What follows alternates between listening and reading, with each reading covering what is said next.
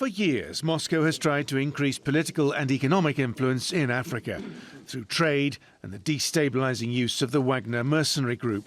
On Thursday, Putin welcomed a number of leaders to St Petersburg, but the numbers were down on the last such gathering of 2019. Just over a week after pulling out of the UN-brokered grain deal, he promised some of them free grain.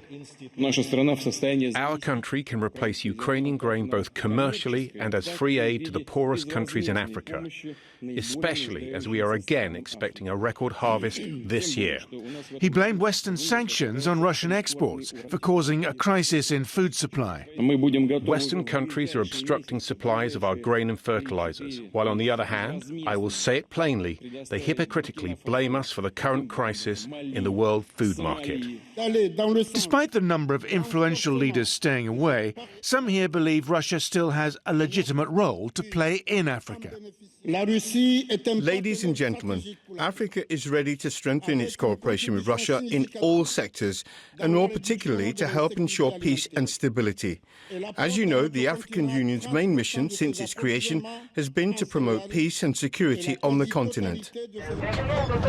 In Ukraine, there are reports Ukrainian forces have made a breakthrough in fighting in Zaporizhzhia. US officials said newly trained troops have been committed for the first time, using German-supplied Leopard tanks and American Bradley fighting vehicles. Ukrainian officials haven't given much away yet, but the Russian president admitted attacks have intensified, but said they have been repulsed. Simon McGregor-Wood, TRT World.